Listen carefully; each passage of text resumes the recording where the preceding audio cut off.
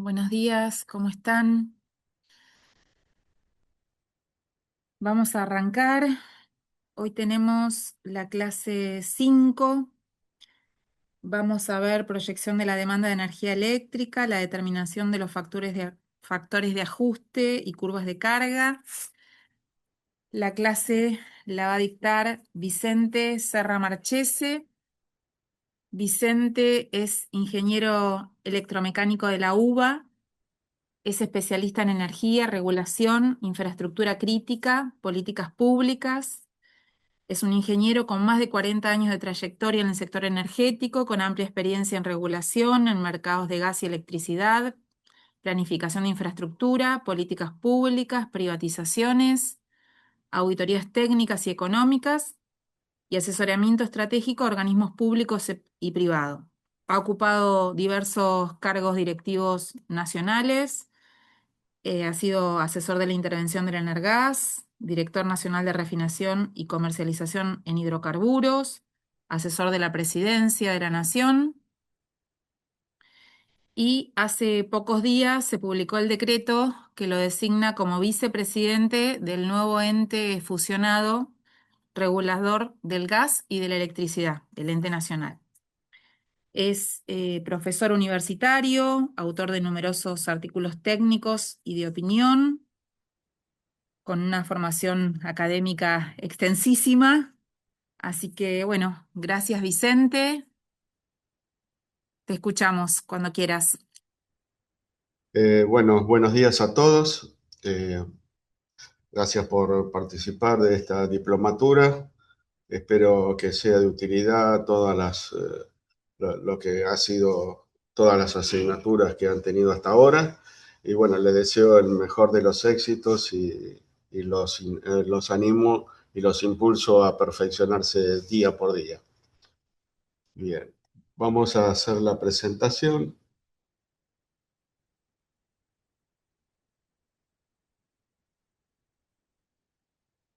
Un segundo. Ahí está.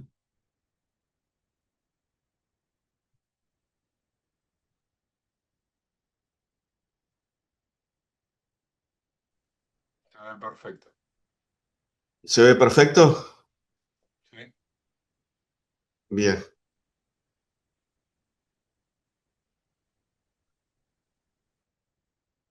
Bueno, vamos a entrar en lo que se denomina caracterización de la demanda y campañas de curva de carga. Los principales aspectos que tenemos que tener en cuenta en el mercado eléctrico para abastecer son las posiciones y la geografía de la demanda donde uno debe atender. Ustedes saben muy bien por estar en cooperativas o en grandes distribuidoras que no es lo mismo abastecer en una localidad muy concentrada que en otra que es dispersa y tiene mucho componente rural. Para todo eso se necesita hacer una segmentación de la modalidad del consumo eléctrico. Si no, uno no podría hacer una planificación de largo plazo ni hacer estudios de adaptación de las redes existentes versus las nuevas demandas que voy a tener que abastecer en el futuro y, en todo caso, ver de qué manera puedo llegar a hacerlo de una manera técnico-económica que me permita realizarlo a mínimo costo. La distribución geográfica de la demanda está basada básicamente por características que tienen que ver con la densidad, que suele medirse en megavatio hora por kilómetro cuadrado. El estado de carga de las instalaciones y la evolución de la demanda que vaya a tener a lo largo del tiempo. La caracterización de la demanda en diferentes segmentos la podemos ver que es un área acotada, que conviene realizarla de manera homogénea para que pueda ser fácil de aplicar. A partir de ahí uno puede hacer una proyección de los distintos segmentos y hay una tasa estimada de crecimiento que lleva a dos cuestiones distintas. Una puede ser un ajuste exponencial con valores históricos. Anteriormente se usaba una correlación que había entre el PBI y la demanda residencial. Y por otro lado, puede tenerse una tasa de crecimiento con una elasticidad precio-tarifa que tiene que ver con la demanda industrial. Por lo regular, la demanda residencial es un poco inelástica a las variaciones de precio. El modo más simple de ver lo que es la potencia máxima en un área de distribución eléctrica es hacer un corte vertical u horizontal en las áreas urbanas. Que eso tiene que ver con discriminar en alimentaciones de baja tensión, subestaciones transformadoras, alimentadores de media tensión y subestaciones de distribución. El crecimiento horizontal siempre se da por la aparición de nuevos usuarios y el crecimiento vertical se da por un aumento del consumo de los usuarios existentes, donde el factor de simultaneidad se va cerrando. Si para hacer más ágil la clase, si alguno quiere pararme y preguntar directamente, lo hacemos. Creo que eso es mucho más enriquecedor y podemos sacarle mucho más provecho a la presentación. Caracterización de la demanda. Entonces habíamos visto radicación de ampliación de industrias, polos, parques industriales, cambio de las tendencias en usos energéticos, nuevos usos eléctricos, incremento del confort. Piensen ustedes que básicamente las redes se diseñan para tener un requerimiento de potencia a nivel residencial de aproximadamente 10 kVA en zona muy urbana y de 5 kVA a 8 en zonas suburbanas. Piensen ustedes que con el nuevo uso y apariciones, por ejemplo, del aire acondicionado, una familia tipo que puede tener un aire acondicionado en cada una de sus piezas, pongamos 4 ambientes, ahí solamente ya tenemos casi 8 kVA. Si uno le agrega otros elementos de confort, la computadora, el lavarropa, la heladera, etcétera, ya estamos excediéndonos sobre los 10 kVA. Entonces, ya es hora de ir repensando que tenemos que poner un nuevo estándar. Otra de las cuestiones es la expansión inmobiliaria en zonas urbanas existentes, parques industriales y, por último, promoción de nuevas zonas comerciales. Puede ser un polo gastronómico, otro polo industrial, etcétera. Bueno, aquí tenemos una infografía que a nivel de distintas distribuidoras podemos ver cómo está distribuido cada uno de los segmentos. Como vemos, tanto el de norte y el de sur son los que contienen la mayor cantidad de usuarios residenciales, estamos hablando en términos de porcentaje, no de potencia. Y el caso de DET, por ser la provincia más chica del país, está concentrado y ahí también la demanda residencial tiene mayor peso. Luego vamos a esto que es la distribución, ahora sí, en megavatios, en distintos segmentos de un área y para una distribuidora, especialmente de sur, y donde también podemos ver ahí cómo se distribuye la demanda entre la industrial, la comercial y la residencial. Y ahí se puede ver la variabilidad que tiene el consumo residencial, básicamente, y podemos ver que tiene dos picos bien acentuados y que prácticamente, a contrario de lo que sucedía en el pasado, ya prácticamente el invierno y el verano tienen casi el mismo consumo. Bueno, ahora vamos a un aspecto que ya empezamos a complejizar esta proyección de demanda, que tiene que ver la incidencia de la temperatura. En estos mapas de puntos lo que podemos ver es la energía requerida en megavatio hora para distintas provincias y en función de la temperatura media diaria, donde se ubica cada uno de los mapas. Vemos que prácticamente es lo mismo y vemos los picos, tanto los de calor como los de frío, mientras que los medios tienen una... Y si uno analiza el punto máximo y el punto mínimo, la dispersión es de 1 a 4 veces. ¿Se entiende? Bien. Modelos económicos. Para hacer las proyecciones de demanda, entonces ya vimos, solamente tenemos las variaciones, tenemos la temperatura y tenemos, por último, el comportamiento de la demanda en los distintos meses del año. Ahora, para poder aproximarla, proyectar la demanda, se usan modelos econométricos que utilizan los cuadrados mínimos.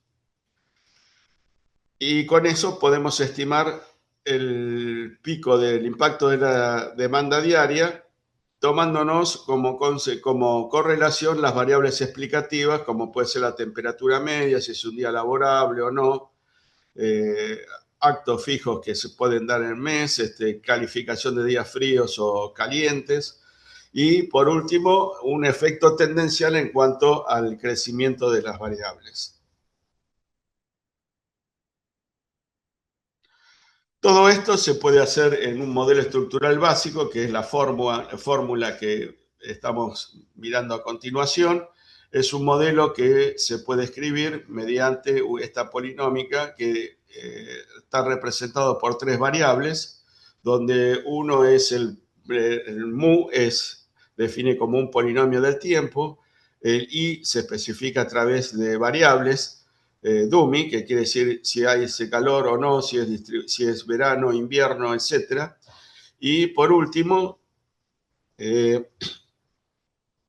la dispersión a través de los valores en función de distintas variables de serie de tiempo.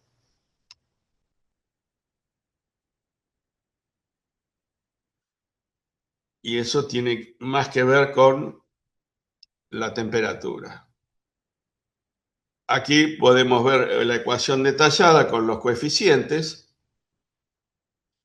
donde tenemos que T es la temperatura media diaria, ten el componente de tendencia anual, que habíamos hablado si es verano o invierno, DL, que es una variable binaria que indica si el día es laborable o no, y puede ser, y después la temperatura final o la temperatura fría o la temperatura calurosa, que es un efecto de empuntamiento de la demanda. O sea, si el día va a ser muy caluroso, pero amanece con temperaturas bajas y escala de 10 a 25 grados centígrados, que es lo que suele suceder casi siempre en AMBA, entonces eso me permite establecer a mí cómo va a ser la pendiente en el día y qué generación voy a necesitar como respaldo.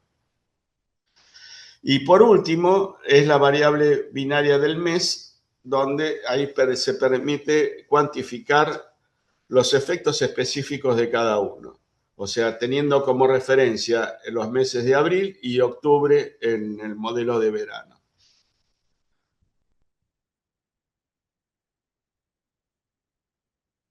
Esta es la misma ecuación, pero solamente el logaritmo natural, que esto permite después, cuando uno grafica, visualizarlo mejor, mucho mejor.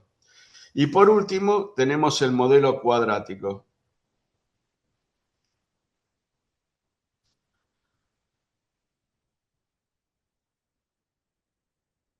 Si yo hago estos cálculos y agarro ese mapa de nubes que había visto anteriormente, donde tenía la correlación temperatura, eso, y empiezo a jugar con estas ecuaciones, tratando de ver cuál es la que se ajusta más, tenemos el siguiente resultado.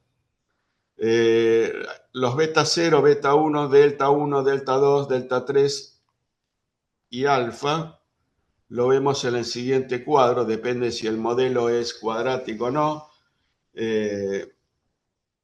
y la estacionalidad invierno-verano. Y ahí podemos ver, esto es en manera lineal y esto es mediante logaritmos. Y estos coeficientes que estamos viendo son los coeficientes de la ecuación que están correlacionados con estos deltas. Así, por ejemplo, vemos que tenemos un nivel de confianza que se logra aproximadamente del 95%. Entre el 90 y el 99% significa que ya el modelo ajusta. Acá abajo podemos ver la correlación de estas simulaciones, que están cerca del 80%. Por último, la cantidad de observaciones que se han utilizado son las que se muestran en la última fila. Bien.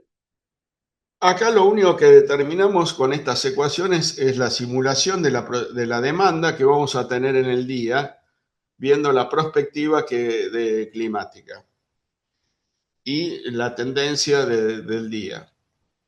Eso es un solo día del año. Con esto podemos hacer para todos los días del año, en función de la histografía y de todos los datos anteriores. Dicho eso, una vez que yo podría ahora basarme en la última etapa, que es la potencia que yo voy a necesitar, está dada por una tasa de crecimiento en función de la cantidad de años.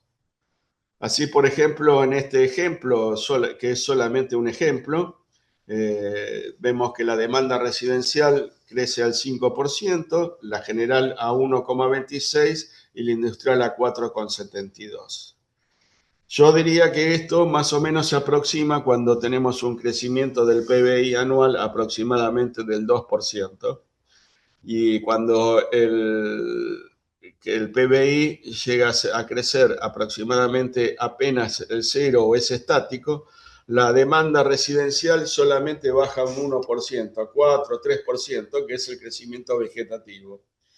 Y el resto prácticamente no tiene aumento.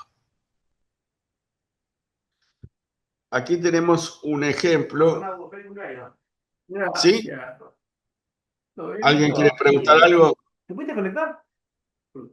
Estoy intentando. ¿Qué te pasa? ¿Podría mutearse, por favor? Bien, gracias. Bueno, ahora vamos a las proyecciones de energía a vender y por grupo de consumo. Estas son un ejemplo y la estructura de participación que tiene en los distintos segmentos, en porcentual y en energía facturada en megavatio hora. Esto es anual, pero todo esto lo podemos llevar a mensual y hasta día, haciendo lo que se denomina ingeniería inversa. Bien.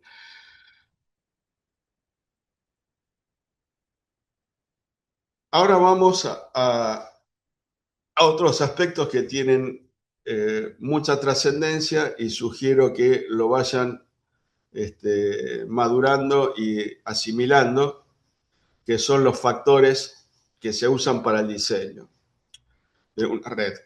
Entonces tenemos el factor de simultaneidad, que lo único que hace es determinar la cantidad de equipos que los usuarios demandan al mismo tiempo. Y el factor de carga, que significa la demanda promedio versus la demanda máxima en un periodo determinado. Ahí tenemos un ejemplo de 10 departamentos de 5 kilovatios cada uno. Si el factor de simultaneidad es 60%, la demanda simultánea media va a ser de 30 kilovatios. Ese es un dato que yo voy a poder usar después para poder hacer dimensionamiento. Así no pongo equipos o transformadores de más. En cuanto al factor de carga, me está dando a mí una indicación de cuánto es el tiempo útil que yo lo estoy usando, o mejor dicho, significaría que en un mes de 30 días, trabajando a máxima potencia, en cuánto tiempo consumo la misma energía que a lo largo del mes. Esto permite evaluar la eficiencia de los grandes consumidores y sirve para definir tarifas y penalizaciones por baja eficiencia. Es clave en el planeamiento de las redes urbanas como la de Buenos Aires, donde la variabilidad horaria es muy alta, como vimos en los mapas de dispersión de temperatura la vez pasada. Bien, entonces el factor de carga podemos terminar como concepto, sirve para medir la eficiencia del uso y el factor de simultaneidad para dimensionar la potencia instalada. Y el impacto final es, por el lado del factor de simultaneidad, la eficiencia económica que uno tiene que llevar para evitar sobredimensionar equipos y redes, y con respecto al factor de carga, tarifas para la planificación de la capacidad, especialmente en lo que se refiere a los cargos fijos, que es donde se usa el factor de carga básicamente. Bien. Ahora vamos a otros conceptos que también se usan. O sea, ahora vimos, y vuelvo para atrás un segundo, ejemplos prácticos a nivel de usuario domiciliario de una punta. Ahora, todo esto yo puedo aunar varios demandas individuales, pero ya no de edificios de departamentos, sino de varios edificios. Y también puedo hacer la misma cuenta para el factor de carga. Eso es lo que vamos a ver ahora en la siguiente, que tiene que ver, por ejemplo, el tiempo de utilización, que se usa mucho, que son otros factores, que expresa el número que las horas de la instalación estaría funcionando a su potencia máxima para consumir la energía registrada. Es muy parecido al factor de carga. Nada más que el factor de carga es en porcentaje y aquí el tiempo de utilización lo estamos ya mensurando en horas. Por otro lado, tenemos el factor de coincidencia, o sea, el edificio A, el edificio B y el edificio C, a su vez también entre ellos tienen un factor de simultaneidad. En el caso de estos ejemplos prácticos que vemos acá, vemos que para una energía consumida de 57.200 kilovatios hora y una demanda máxima de 436 kilovatios, el tiempo es de 130 horas y en el caso del factor de coincidencia de 0,71. Si alguien quiere hacer una pregunta.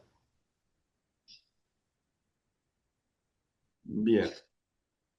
Entonces, las distribuidoras usan el tiempo de uso para los planes de expansión y mantenimiento. Y en la industria permite evaluar cómo invertir para corregir picos de demanda. Y a nivel de residencial y comercial, ayuda para ver la vida útil de los transformadores y calcular tarifas más justas. Aquí me detengo un segundo en cuanto a los transformadores. Los transformadores, cuando funcionan con sobrecarga, o sea, pueden funcionar por sobrecarga por cortos periodos de tiempo, cuando no pueden, más allá del 20 no pueden, tengan en presente que un 10% por arriba del consumo normal durante 2 horas significa agotar la vida útil en más o menos 5 años para un transformador. Así que empiecen a ver, visualizar un poco lo que es tener una histografía de cada uno de los componentes que pertenecen a la red de distribución para poder evaluar la vida útil técnica que le queda. No confundir con la vida útil contable, que son dos cosas totalmente distintas.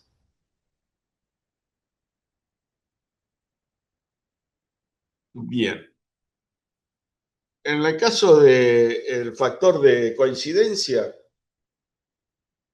el factor de coincidencia externa se usa para calcular la potencia real que debe soportar un transformador al cual dependen múltiples edificios. En la industria permite estimar la capacidad de alimentación cuando, por ejemplo, varias industrias comparten una misma subestación y a nivel residencial esto evita sobredimensionar cables y transformadores.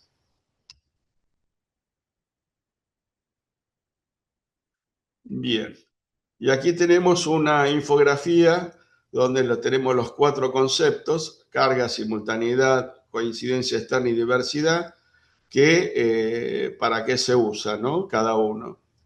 El factor de carga para la eficiencia de uso, el simultaneidad para el dimensionamiento interno, el de coincidencia externa para dimensionamiento entre subsistemas, y el diversidad es un complemento del factor de coincidencia, que tiene que ver con la suma de demandas máximas sobre la demanda máxima coincidente. Este es un concepto importante de la diversidad porque ayuda, junto con el de coincidencia, a ver la dispersión del área.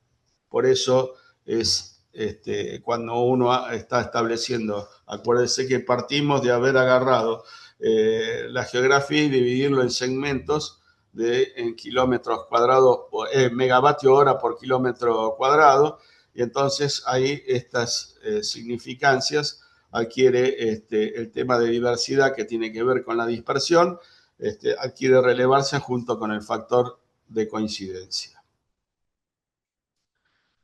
Los riesgos de un cálculo incorrecto es el subdimensionamiento si se sobreestima la coincidencia, y puede haber sobrecargas y cortes. Sobredimensionamiento, si se subestima, se invierte mucho más en equipos y en capacidad ociosa. Y por último, el impacto tarifario, que hace que los cargos por potencia contratada sean mayores o menores a lo que me exige a mí la red, y en función de si la subdimensioné o lo sobredimensioné, voy a tener una incidencia sobre el impacto tarifario. Bien, acá tenemos ejemplos sobre varios edificios que están conectados a un transformador de 315 kVA, donde la demanda máxima medida en la historia fue de 200 kilovatios. La demanda coincidente es de 200 kilovatios y el factor de coincidencia externa es 0,77. Esto es simplemente un ejemplo. Uno en cada área de distribución tiene que contar con estos datos para calcular realmente cuáles son los factores que tenemos. Este es un ejemplo del factor de coincidencia para que ustedes puedan visualizarlo mejor. Fíjense que cada uno de los edificios tiene su propio factor de simultaneidad. Y aquí es la comparación de los factores que hemos visto. Cuando el factor de coincidencia está cerca de 0,90, o sea, prácticamente no tengo casi reserva en el transformador, o sea que estoy teniendo un riesgo de sobrecarga, mientras que los otros trabajo mucho más holgado. Y a nivel de dimensionamiento, acá hay un truco que es ¿por qué 0,77? Bien, el 0,77 es por lo siguiente: se calcula que si yo tengo una falla en este transformador y tengo una estación con 3 transformadores de 315 kVA, 2 pueden absorber la potencia del tercero que pierde. Si pierdo uno más, me quedo con uno y abastezco la demanda por las redes de nivel inferior, que también las tengo que diseñar para que puedan soportar la demanda de un barrio contiguo o de una zona contigua. ¿Se entiende el concepto? Bien. Bueno, después una manera de calcular los factores de simultaneidad interna es usando esta ecuación de los grandes números, donde también podemos usar la dispersión, y vemos que depende de la cantidad de usuarios, cómo va bajando el factor de simultaneidad. A medida que aumenta la cantidad de usuarios, el factor de simultaneidad cada vez va siendo más pequeño.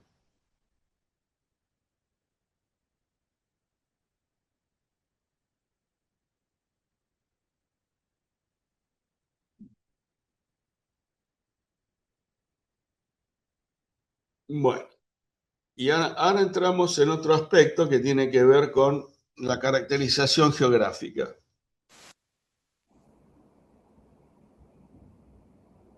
Esto, vuelvo acá, que lo vean de vuelta y tengan presente como otra vez la ecuación. Y esto se aplica siempre. Bueno, la caracterización geográfica. Aquí empezamos con otro aspecto que es bastante medular, que es que puede ser urbano o rural. Dentro de urbano tenemos el residencial, residencial comercial, residencial industria y pyme y polígonos, que son áreas específicas que puede ser, por ejemplo, un country o directamente un parque industrial. Y después, bueno, la distribución rural puede ser a través de la planicie o a nivel del campo o insular en una isla como puede ser el delta del Tigre. Bien, acá tenemos una infografía donde se puede visualizar la concentración de lo que es el área residencial, segmentos no carenciados,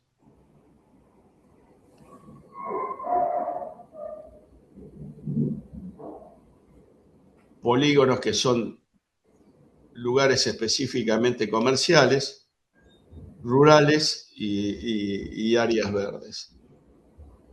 Esto pertenece a Edenor. Para que ustedes puedan ver cómo se concentra. Entonces yo debería hacer un dimensionamiento. Todas estas figuras no tienen nada que ver con términos municipales, sino es el área eléctrica que abastece cada una de estas zonas, en donde yo he tratado de buscar que los megavatios hora por kilómetro cuadrado, la densidad de energías vayan siendo similares. La única diferencia es que es la dispersión. Entonces, aquí tenemos una infografía donde por cuál es el rango que uno toma, siempre hablando de megavatios por kilómetro cuadrado, para baja densidad, densidad urbana, media, alta. Esto cada distribuidora puede tener distintas variaciones y bueno, es típico de cómo quieren hacer el dimensionamiento de su red. Y por último tenemos también esta es la primera división por densidad y la segunda es un subrango que es un factor multiplicador que para los distintos segmentos puede variar de 0 a 5, de 0,5 a 1, de 1 a 2, 2 a 3, depende de la incidencia. Fíjese acá un aspecto que entre la residencial y carenciada, la dispersión es un rango mucho mayor. Bien. Entonces, con esto entramos lo que es hablar de un área típica de distribución.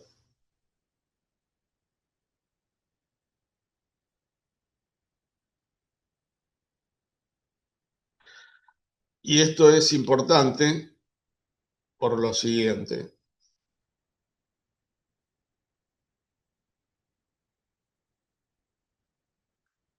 Aquí tenemos el área típica de distribución 1, la 2.1, 2.1, 2.2 y 3. Es una nomenclatura nada más y el rango de lo que veníamos hablando.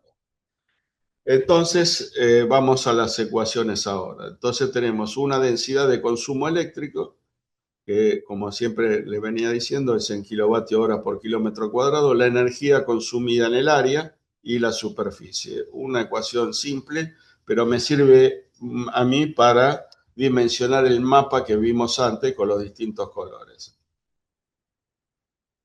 Entonces, aquí, a partir de ahora, vemos cómo se empiezan a utilizar los diferentes factores, y uno es el factor de utilización que habíamos visto en horas. Entonces, la potencia necesaria en una cuadrícula está dada por la energía consumida en la cuadrícula y el tiempo de utilización, y multiplicado todo ello por el factor de simultaneidad interna o externa, que es un factor adimensional, que son los que hemos calculado antes. Esto me permite a mí establecer cuál es la potencia máxima que voy a necesitar tener en cuenta por cada cuadrícula. Entonces, supongamos que una cuadrícula urbana de 1 kilómetro cuadrado en Buenos Aires, la energía anual es de 1.200.000, el tiempo de utilización 450 horas y el factor de utilización es 0,7. Entonces aquí tenemos que la potencia de la cuadrícula es de 1.867 kilovatios. Entonces necesito una potencia de aproximadamente 1,9 para cubrir la demanda máxima. Ahora, ¿qué pasa si el factor de simultaneidad tiene otros valores? Fíjense que la dispersión pasamos de 1.333, siguiendo el ejemplo del transformador, a 2.400. O sea, que tenemos una diferencia del más menos 20%. Por eso es muy importante ajustar siempre el factor de simultaneidad y tenerlo bien calculado.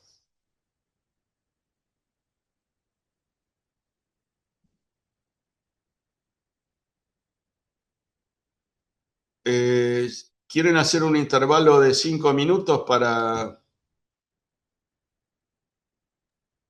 Bueno, Hola? sí, Dale, sí, dale, Vicente. Sí, sí, está me bien. parece bien. Cortamos un Bueno, cachito. para que no sea tan aburrido y no correr tanto. Bueno, Dale, retomamos en 5 minutos entonces. dale, gracias. Perfecto.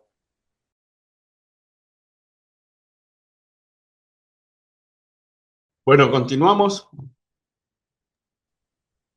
Dale, nomás, Vicente.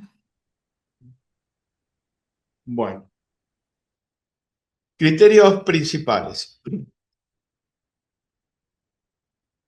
A mayor potencia requerida se necesita un nivel de tensión más alto para reducir la corriente y las pérdidas. Ejemplo, el transformador famoso que vimos, que suele trabajar de 315 a 13, que suele trabajar a media tensión a 13,2 kilovolts.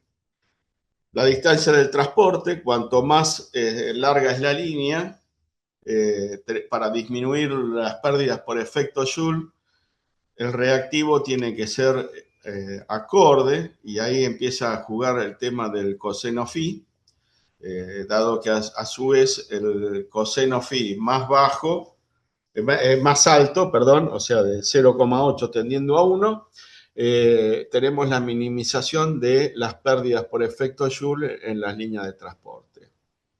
Así que esto es vital también, manejar bien la demanda para no subir reactivo desde las partes inferiores del consumo residencial hacia las redes de alta tensión. Bien, entonces aquí les pregunto a todos ustedes, a ver quién lo puede responder, es ¿dónde está en todo lo que estuvimos hablando ahora la calidad de servicio?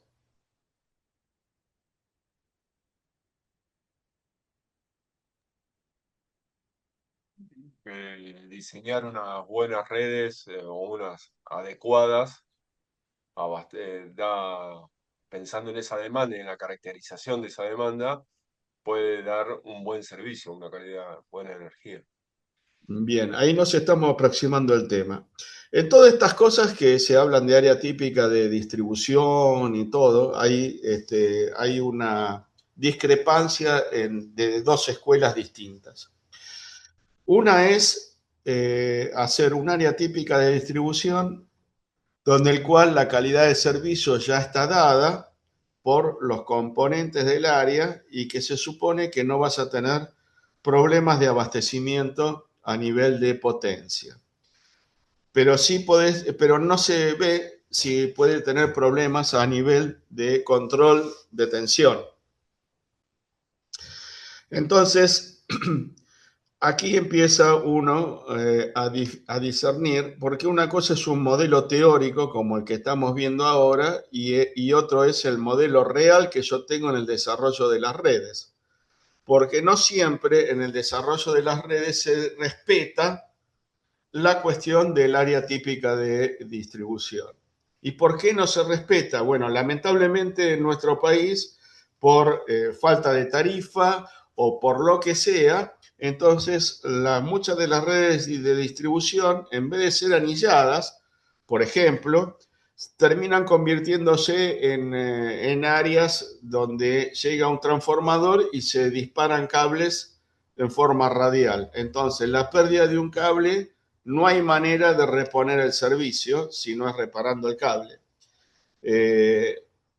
Mientras que si estuviera un anillo en el punto donde tengo yo el foco, lo podría aislar y abastecer al menos, salvo en el punto del foco que tengo definido, que tengo la falta de servicio, el resto podría volver a darle servicio. Y entonces aquí es donde aparecen las dos bibliografías. Para determinar tarifas siempre se usa el área típica de distribución. Yo no comparto mucho esa idea porque eso no me permite a mí reflejar en cierta manera la calidad de servicio que estoy entregando porque es enmascarada. No es lo mismo un barrio periférico que un barrio ya consolidado, donde las redes están en vías de desarrollo.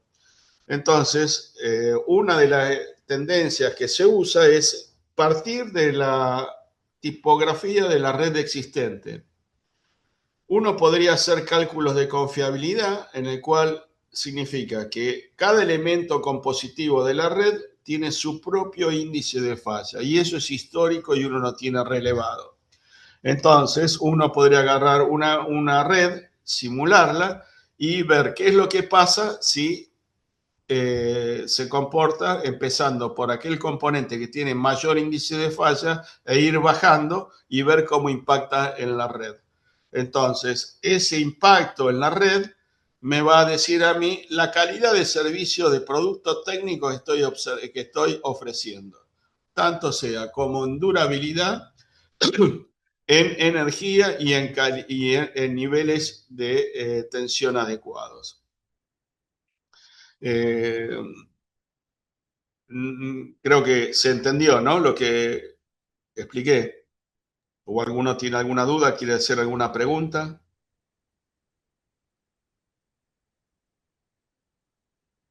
Bien. Estos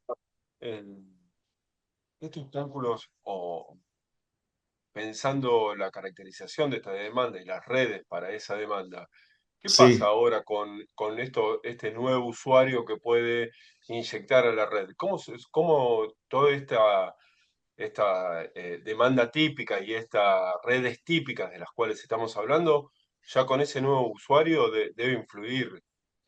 No soy ingeniero, pero No, no debe importa, pero influir considerablemente en la proyección de esas redes. bueno, es muy buena pregunta. Porque todo esto que estuvimos viendo hasta ahora es la parte de venta de energía por parte del usuario, no lo estamos tocando, o venta de energía por parte de un usuario industrial que le sobra energía en un determinado momento y la quiere volcar al mercado. Uno, en las consideraciones que tiene que hacer, eso lo puede evaluar a través del factor de uso, que es uno de los aspectos, y el otro es el factor de carga. Con esos dos parámetros uno puede ver o incidir cómo va a ser el resultado. Fíjense, ahora le tengo como ejemplo, en España, que ustedes saben que es prácticamente, hoy está almacenado por un sinnúmero de parques fotovoltaicos. En algunas zonas tienen problemas porque, por ejemplo, en una cuadra, pues hagamos un ejercicio mental nada más. Supongamos que en una cuadra tenemos 10 usuarios y 8 de ellos prácticamente se autoabastecen de energía y lo venden y lo ofrecen a la red. La energía por ahí la toman los dos usuarios restantes. Entonces, ¿qué es lo que va a suceder? Y es un cable que pasa a estar sobredimensionado.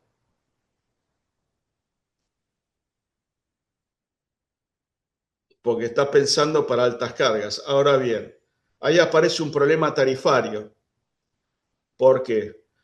Porque si yo le entrego a la red, ¿quién me paga el costo? ¿Quién le paga al distribuidor el costo fijo de mantenimiento? Si todo el mundo es usuario ofertante y no demandante. Esos son los problemas que están teniendo en España ahora. Y para alguno que haya leído alguna vez, es uno de los conceptos por el cual en algunos momentos los precios de energía han sido negativos.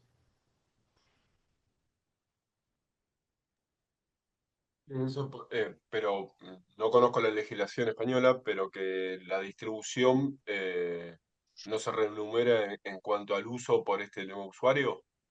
Claro, exactamente.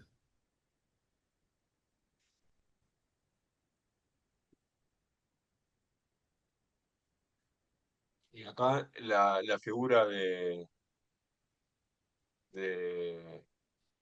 de este nuevo usuario prosumidor, digamos, que va inyectando la red, eh, ¿cómo, cómo se evitarían esos problemas? Bueno, Pensando lo de último que todavía que no los está, tenemos y que... no, está por, digamos que es una foto que está por venir.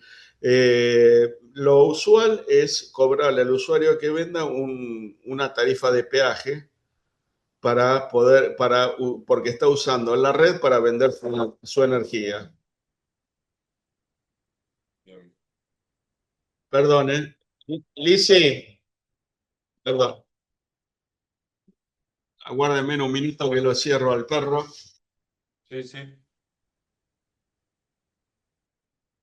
Estábamos por acá. Bueno, decía, entonces, cuando uno le pone el valor del agregado de distribución para vender al mercado, ya la ecuación, digamos, ya no cierra mucho. O sea, eh, la venta es al costo del mercado eléctrico mayorista. Es lo que sería remunerado a aquel usuario que oferta energía al mercado.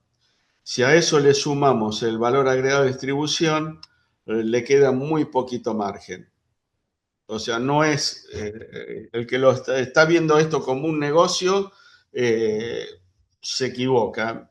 Eh, Piensen que más o menos en una factura la división es 45, 45, 45 el valor del mercado eléctrico, 45 el valor agregado de distribución y aproximadamente un 10% el costo de transporte.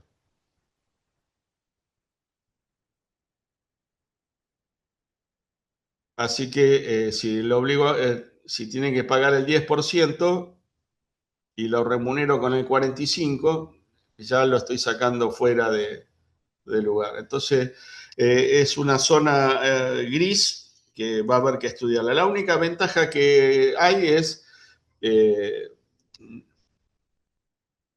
no pagar lo del mercado eléctrico mayorista, o sea, ahorrarse el 45% con su propia energía de lo del mercado eléctrico, pero para nada debería dejar de pagar el valor agregado de distribución, porque cuando su generación no funciona, se tiene que tener el abastecimiento de la red.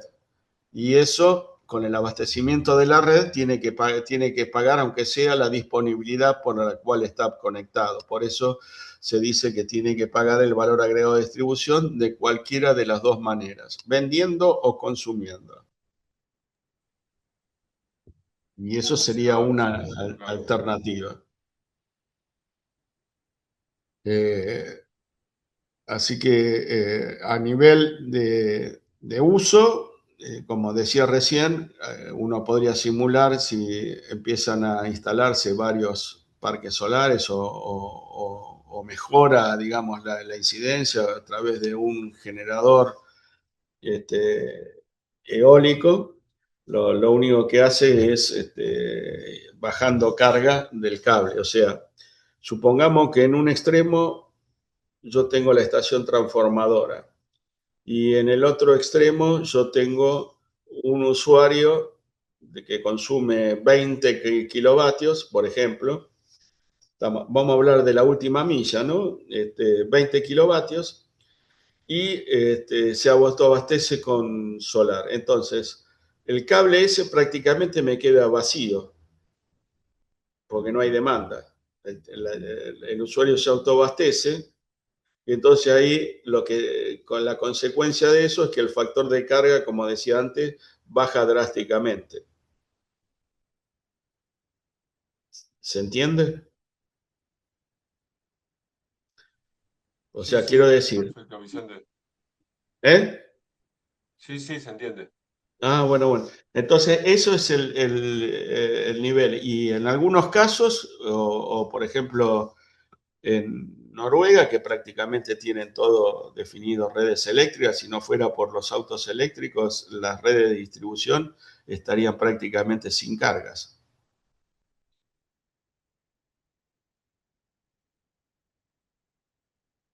Para ver el otro extremo al que se ve a futuro.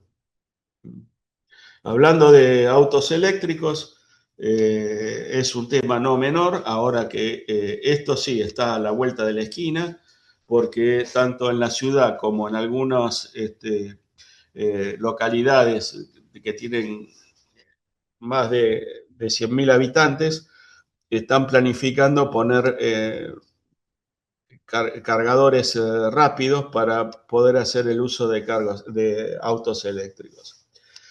Entonces, veamos el impacto que tiene eso. Le tiro algunos datos. Un cargador rápido de 2 picos son 150 kVA y un cargador rápido de 4 picos está alrededor entre 300 y 500 kVA. Entonces, si yo tengo una estación de servicio y quiero poner para abastecer autos eléctricos, tengo que poner un transformador para mí en la estación de servicio de 315 kVA.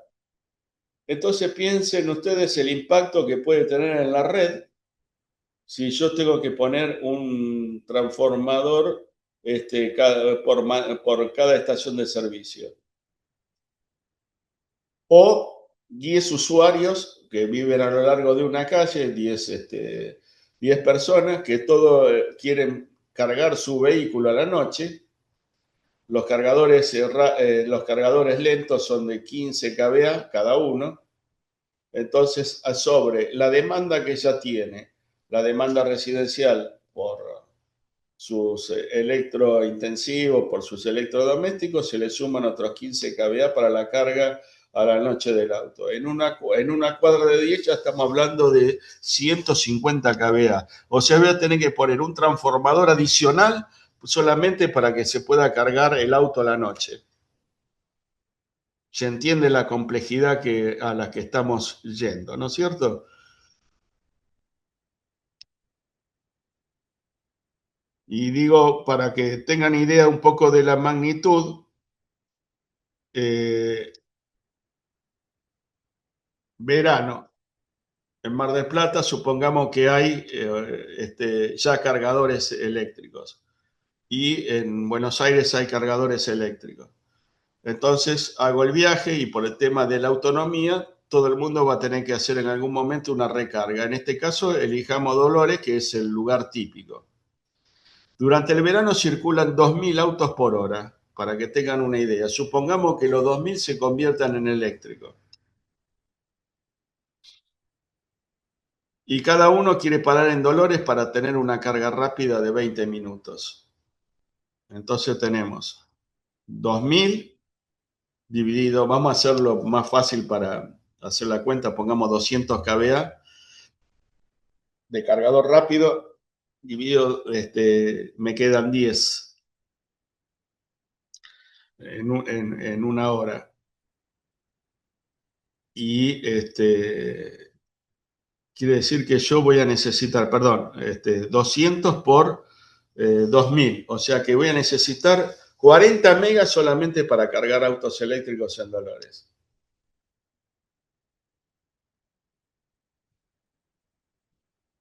O sea, tengo que construir una estación transformadora para que la gente en verano pueda ir de Buenos Aires a Mar del Plata. El pico de la demanda durante 2 meses y el resto de Sí, los meses. y nada, plancha. Entonces, se da cuenta de la incidencia que tiene estas cosas que estamos hablando, de la venta de energía, de los autos eléctricos, no es un tema menor. Y más en el caso de Argentina, por un tema de uso horario, porque en Europa, digamos que se desarrolla a lo largo de los meridianos y acá se desarrolla a lo largo del uso horario.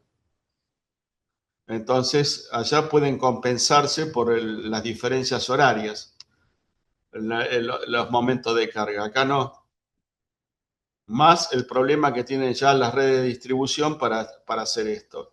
Las últimas novedades que tengo, por ejemplo, de España, en Madrid, han puesto cargadores rápidos en los hipermercados. Y los españoles están haciendo, por el tema de que no se puede entrar al centro con motores de combustión interna, los españoles están haciendo cola de 2 horas en el hipermercado para tener un lugar para una carga rápida. O sea, es más o menos como acá cuando no hay nafta y entonces se arman colas de cuadras y cuadras para poder conseguir combustible. Bueno, allá está pasando lo mismo, pero con el tema de energía eléctrica. Bien, entonces sigamos un poco más. Bueno, entonces lo que se busca con todas estas cosas y el dimensionamiento de las redes es buscar un costo de infraestructura equilibrado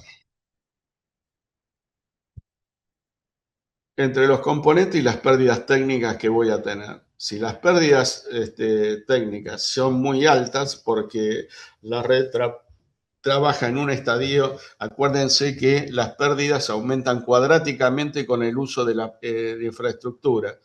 Por lo tanto, tengo que tener mucho cuidado ahí. Voy a tener un óptimo. Como toda ecuación cuadrática, saben que voy a tener un mínimo y, en el cual ese es el posicionamiento que me voy a tener que para los que no son matemáticos, no están asumir una ecuación cuadrática, es como una parábola inversa, mirando hacia abajo. Entonces, yo me voy a tener que plantar en el lugar donde yo tenga la mínima pérdida técnica en función de la infraestructura que estoy dimensionando.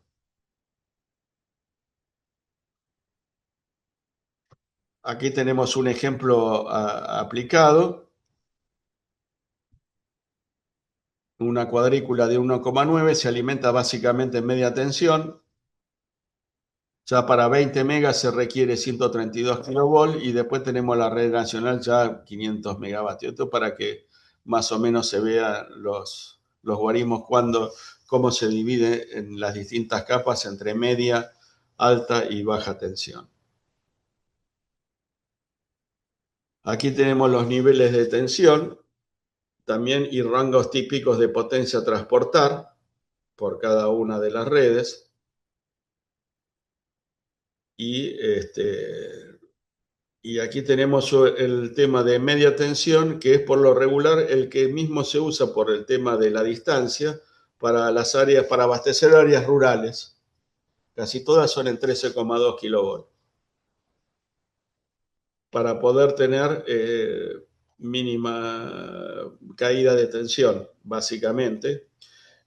Con lo cual, si bien la capacidad del cable puede transportar muchos megavatios, por ahí termina transportando 100 kVA nada más o 30 kVA, que es lo que consume el barrio, pero digo el usuario rural, pero no hay otra manera que llevarle en media tensión por el tema de la caída.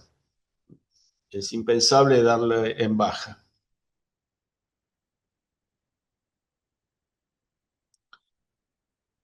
Y ahora vamos con un tema que tiene que ver con la elasticidad precio de la demanda. La ecuación general es la división entre la variación porcentual, o es la relación entre la variación porcentual de la cantidad de energía demandada y la variación porcentual con respecto a la tarifa. Entonces uno puede dar pequeñas variaciones y el delta Q tiene que, de la cantidad, empieza a variar. De esa manera uno podría establecer, en función de la variación de cada uno de estos parámetros, cómo es la relación. Entonces, si es menor que cero, significa que si sube el precio, baja la demanda. Si es menor que 1, se trata de una demanda inelástica, o sea, entre 0 y 1. Quiere decir que el consumo apenas cambia por el cambio de precio. Y si es mayor que 1, se trata de una demanda elástica. Esto sirve para caracterizar distintos segmentos de usuarios, especialmente los industriales o no, que es lo que tienen la mayor eh,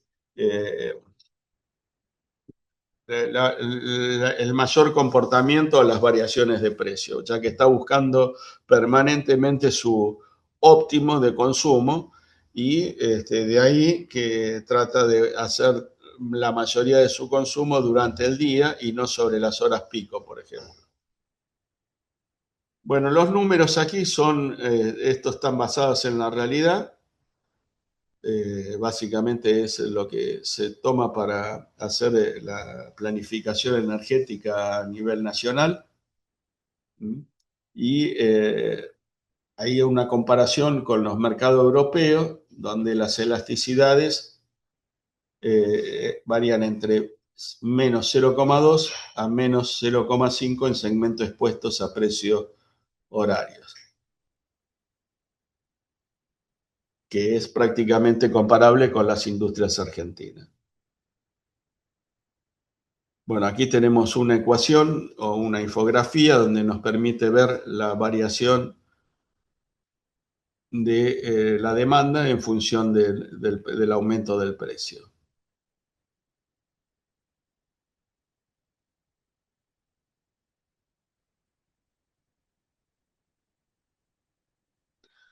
Bien, y aquí estamos llegando ya al final y disculpen que tuve que correr para presentar y dejar un poco de espacio para las preguntas, pero me están esperando la Secretaría de Energía dentro de 1 hora y media, así que vamos a hacerlo ameno esta última parte, que es la parte más densa. Todo el mundo ha oído hablar de cuando habla de costo marginal, costo medio, etcétera.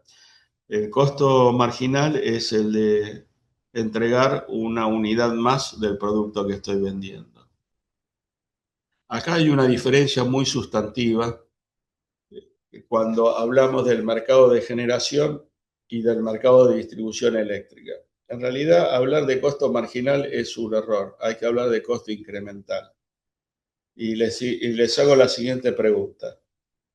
Si yo tengo vamos, primero el ejemplo de generación, para que se vea bien la diferencia. Si yo tengo una máquina de 10 megas y justo la demanda me está consumiendo 10 megas, ¿cuál es el costo de marginal de producir una unidad más? Quisiera que alguien me lo responda.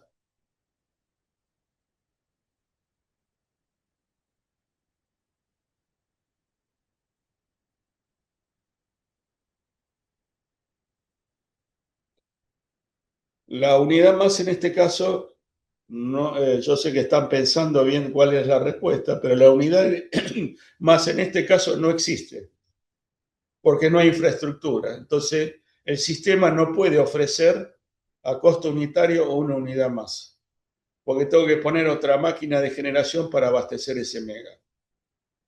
¿Se entiende? Sí, se entiende. Sí, sí. O sea que el precio es infinito. Ahora, vayamos al ejemplo de distribución. Yo puedo también usar el costo marginal. Y el costo marginal significa cuánto puedo dar una unidad más. Entonces, fíjense que ahí estuvimos hablando de factor de carga, factor de simultaneidad, factor de coincidencia, factor de diversidad y tiempo de uso. Entonces, yo prácticamente, si yo tengo, hagamos que un ejemplo sencillo, tengo una cuadra y tengo 10 vecinos, y se me suma uno más a la cola, yo le puedo dar una unidad más al mismo costo que los otros, porque mi infraestructura da para eso. Acuérdense que yo siempre tengo un gap, porque como tengo que jugar con las demandas simultáneas, entonces yo le puedo dar, entonces voy, le conecto y cobro una tarifa más, una conexión más. Mi costo marginal es el mismo, o sea, sigue siendo el que yo estoy cobrando, porque son todos costos fijos de operación y mantenimiento. Ahora bien, a su vez ese otro y otro. Va a llegar un momento que ahí sí, no voy a poder abastecer con eso y voy a tener que invertir para poder abastecer esa unidad más que me piden. Cuando tengo que invertir esa unidad más que me piden en el área de distribución, entonces yo ahí voy a tener un costo, pero el costo fijo o el CAPEX lo voy a distribuir sobre toda la demanda que yo tengo. Entonces puedo abastecer a ese nuevo usuario haciendo inversiones porque yo sé que lo voy a recuperar a través de todo. Y es y lo voy haciendo escalarmente. Esa es la ventaja que tiene distribución. Significa escalarmente es que yo no tengo que dar un salto tan crítico como vimos en el caso de generación, de, de 10 megas, 1 mega más y tengo que poner otra máquina de 10 megas porque la escala no me la impide. Y si le pongo de 1 mega, por ejemplo, para abastecer, es muy ineficiente. Porque lo que interesa es el costo marginal. Piensen en lo siguiente. Para entender bien este concepto, que es fundamental. El beneficio que tiene una empresa es igual al ingreso menos su costo. Si su costo, a su vez, está dividido en dos, un costo fijo y un costo variable. Si yo empiezo a simular esto en un programa de cálculo, esta variación de ingreso y costo, me va a dibujar una especie de parábola donde voy a tener un pico máximo. Ese pico máximo es el punto de equilibrio. En ese pico máximo, las variaciones prácticamente son inexistentes, o sea, la variación es muy pequeña, entonces ahí voy a estar en el máximo beneficio, que va a ser que es cuando el ingreso iguale al costo.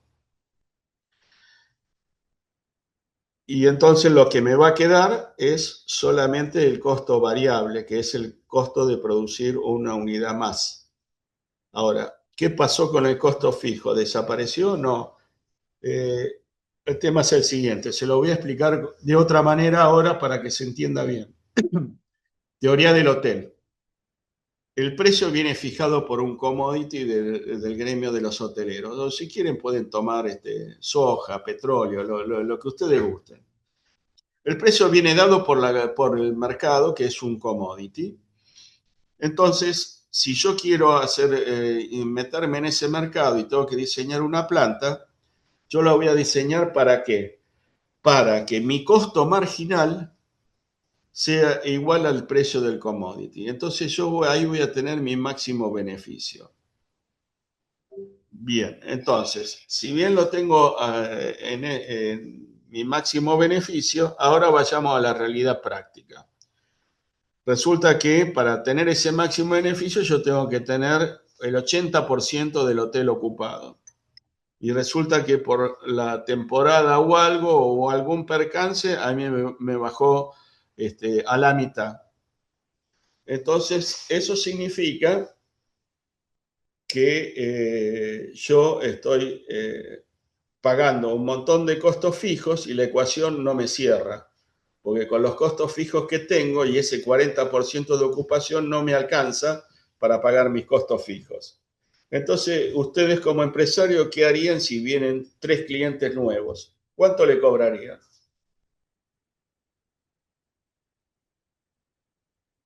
A ver si alguien se anima a responder.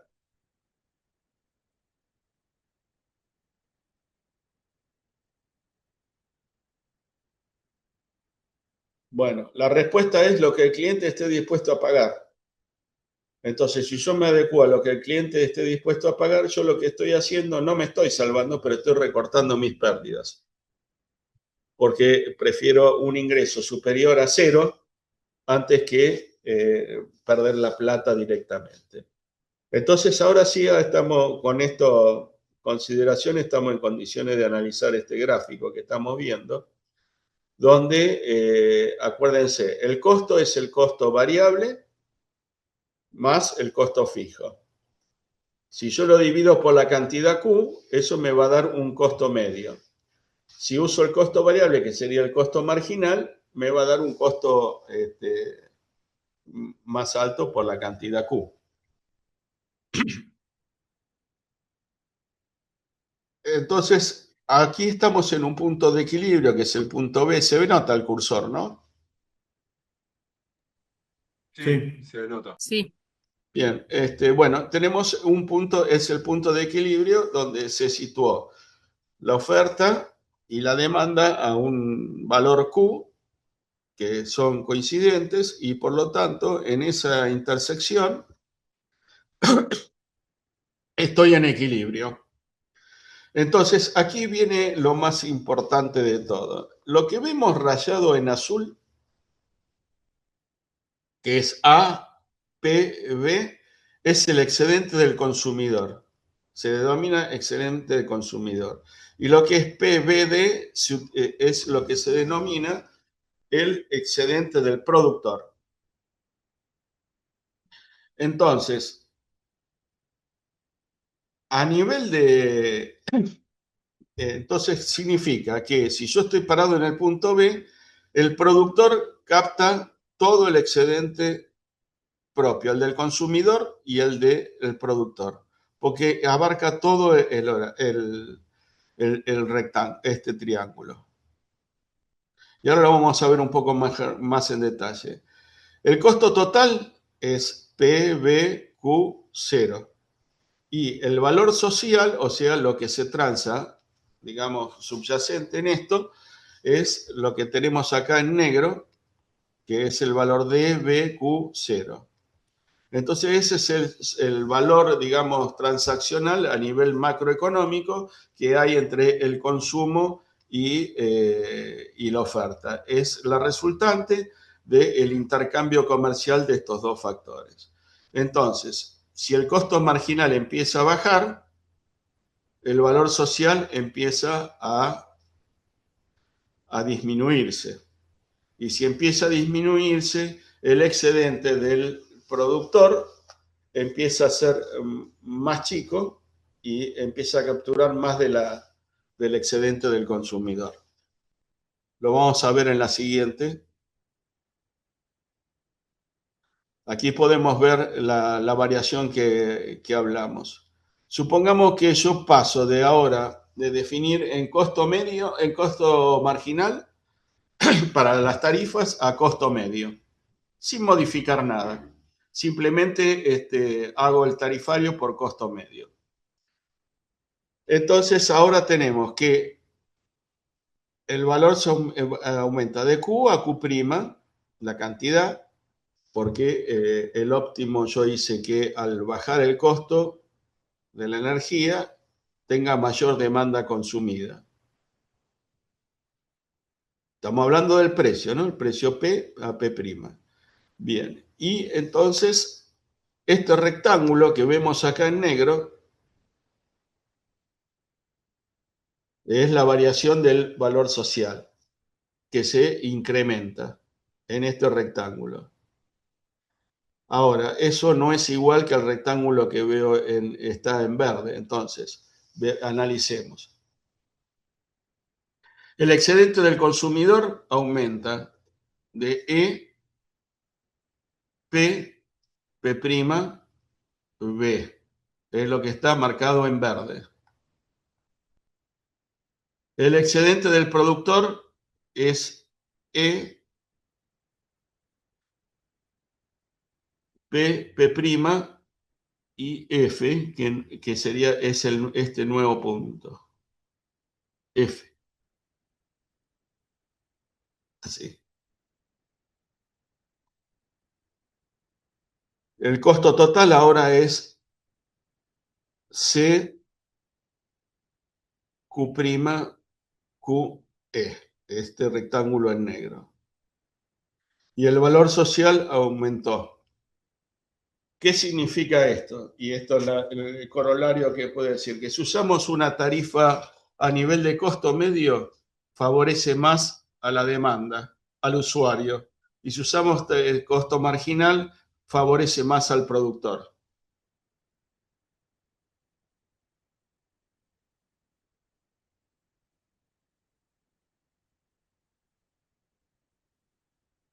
Entonces, para provocar o promover mayor inserción de generación o ampliar red de distribución, el costo marginal es una buena señal.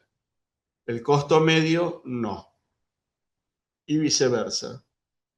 Entonces acá hay un trade-off entre el costo marginal y el costo medio. O sea, para el corto plazo favorece al consumidor el costo medio. En el largo plazo debería ser el costo marginal porque es lo que me incentiva a mí a tener ofertas o que haya inversiones para que en el futuro la demanda pueda estar abastecida.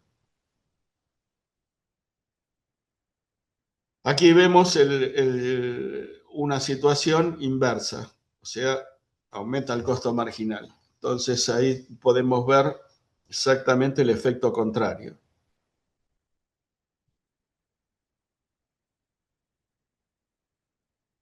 Fíjense que la demanda cambia porque cambia el precio y la posición de equilibrio en función de ese precio me lleva a estar en otro nivel Q, alejándome del costo marginal y del costo medio. O sea, vendo menos cantidades, inclusive a ese costo mayor. Bien. Eh, ¿Alguna pregunta sobre esto? ¿Sobre este último punto?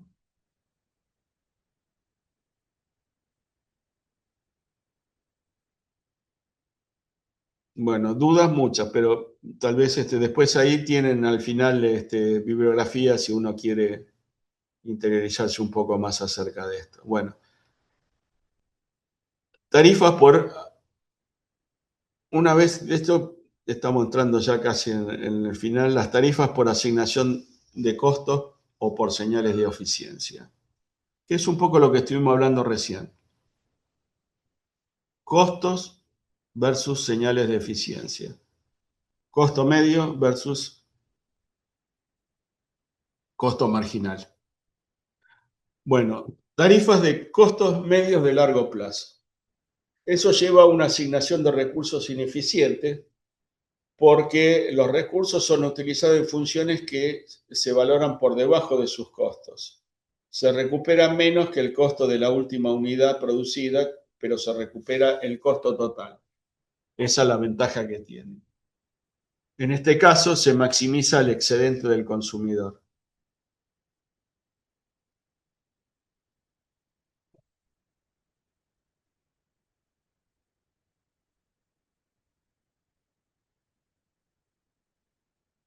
Tarifas de costos marginales de largo plazo, eso es una asignación de recursos eficiente y es una función valorada porque nunca me voy a quedar con una subutilización de los recursos. Entonces se dice que en el largo plazo maximiza el bienestar social, porque hay gente dispuesta a ofrecer el servicio. Entonces, ¿cuáles son las bandas de determinación eficientes? El costo de oportunidad para el consumidor es el máximo precio que está dispuesto a pagar. El mínimo precio es el costo medio de largo plazo, en ausencia de subsidio, que es el costo medio. Si el costo de oportunidad es menor que el costo medio, significa que no resulta prestar un servicio público. Esto se llama como test del stand-alone cost. Esto significa que si el costo de oportunidad que yo veo como consumidor le resulta menor que el costo medio del largo plazo del distribuidor, al distribuidor no le conviene tener este negocio. Esto vale para cualquier tipo de industria o negocio que uno quiera valorar. El costo de oportunidad tiene que ser siempre mayor que el costo medio. Equivalencia de conceptos. Puede demostrarse que el equilibrio competitivo, el costo de oportunidad de un bien o servicio mayor al valor asignado a una utilización, es igual al costo marginal de largo plazo. Ese es el punto en el cual uno tiene que pararse. O sea, uno puede partir en la coyuntura o en el corto plazo, ir a tarifas de costo medio, pero a largo plazo conviene ir al costo marginal para que haya un incentivo a la oferta a generar mayor provisión de servicio que me disminuya inclusive el costo marginal. Bueno, y por último acá tienen la biografía que anexé. Le voy a agregar algunos sobre estos conceptos que estuvimos viendo aquí y se los voy a compartir. Así que bueno, ahora dejamos espacio para las preguntas.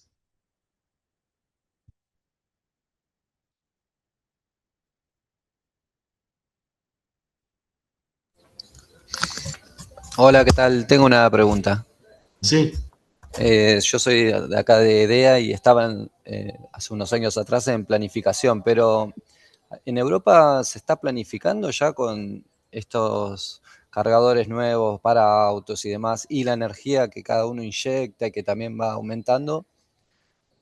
Sí, se está implementando, pero hay una discusión con el tema todavía con el tema del costo que se le da al cliente. O Y el sea, tema de si se le cobra peaje y demás también a los que generan. sí, también. Es más, ahí te paso un dato, que es lo que está sucediendo ahora. ¿Por qué los españoles van al hipermercado? Porque el costo de venta que le dan por la energía para cargar el auto es menor que si lo carga en la casa.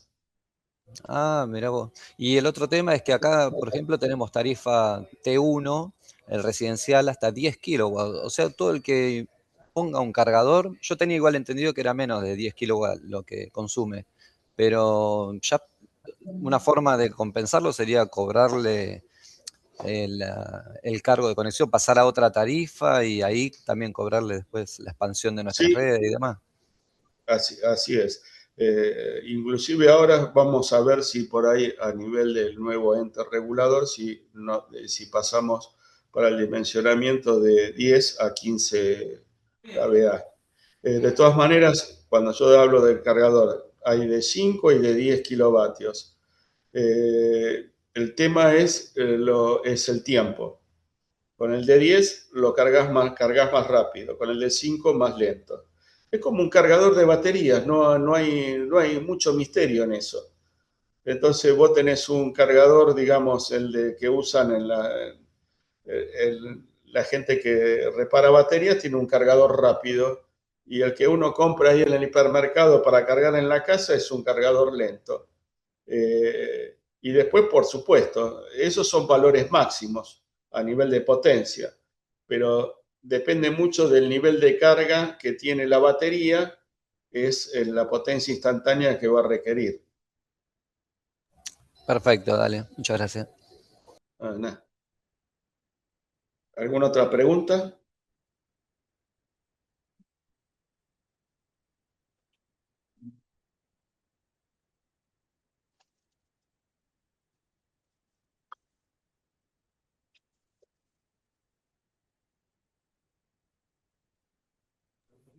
Bueno, si no hay más preguntas, Vicente, te dejamos libre. Bueno, ¿Eh? Bueno, perfecto. muchas gracias por la presentación y nos vemos el martes próximo. Sí, listo. Gracias. Espero no tener que ir a ningún lado también, así que me voy No hay Así que problema, bueno, cualquier cosa en esta semana tenemos para acomodar ideas de lo que dijiste hoy y de última, bueno. el próximo martes surgirán preguntas. Sí, sí, sí, sí. Después, si me permitís, les voy a agregar algunas filminas para, si bien es materia de otro colega, distintas tarifas que se aplican, tarifas crecientes, tarifas decrecientes, y un poco asociado a lo que estuvimos hablando recién. ¿Cómo de- no? ¿Cómo no? Vamos a subir, ahí hay una pregunta, vamos a subir después la clase, la presentación a la plataforma de la UTN, así que de ahí la van a poder descargar. Y la otra vez nos había pasado Vicente un artículo que él escribió sobre movilidad eléctrica, así que también lo vamos a subir para compartirlo y que lo puedan mirar. Y bueno, y esto otro que está ofreciendo Vicente, que lo vamos a adaptar también y lo vamos a subir. Así que bueno, Bueno, gracias, gracias Vicente, gracias. gracias a todos. Gracias.